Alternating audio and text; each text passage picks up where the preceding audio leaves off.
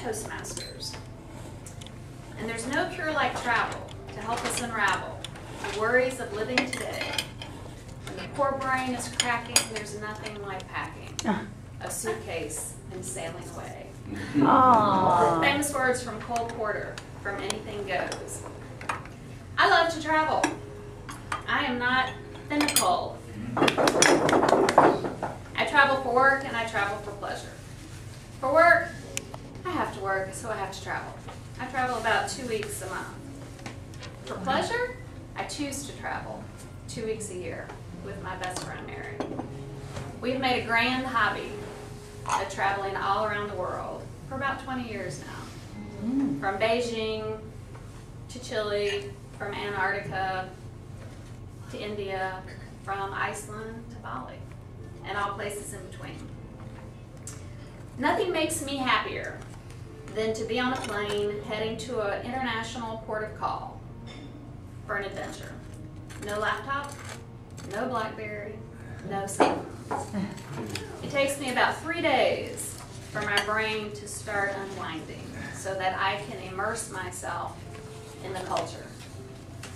The sights, the smells, the tastes, and the sounds of a new place. I travel very light. For work, I have a very small rollerboard. It takes me 5 to 7 days. Never check a bag. It goes into the overhead compartment always. Wow. Never underneath the plane. Only the essentials are a rule for me. Only take what you need. You can say we are expert packers. Even for our international trips, a small rollerboard, a backpack, that's all we need. Take only what you need. We are not cynical. We have never run out of clean clothes, but we have come close. In Thailand, it was very hot. It's 100+ degrees, 110 degrees humidity. We were dripping. We were riding elephants, we were hiking up the mountains to the monkey temple, we were taking skiffs through the produce market, we were taking tuk-tuks and rickshaws all around Bangkok having a blast. But we stunk. We were on 5 days of 10-day trips, so we were running out of clothes quickly.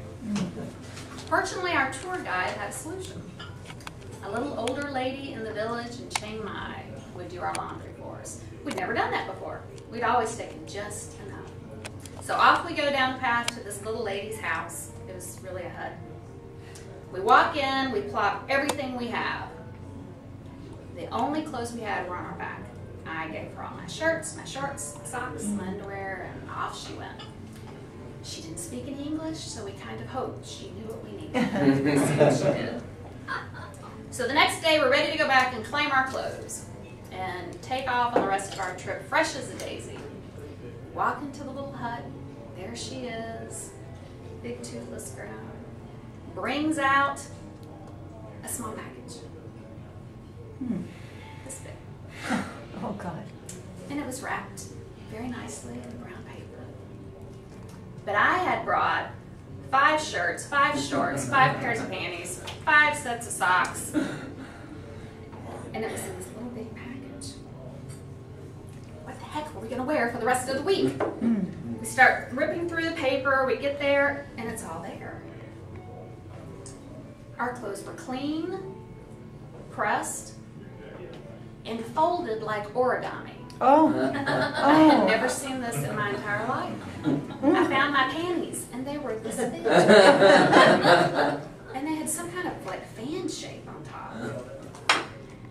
And I wear those panties every day, and believe me, they're not this big. So it was amazing. It was an art form. Her charge was 15 cents. We gave her $1. It made her day.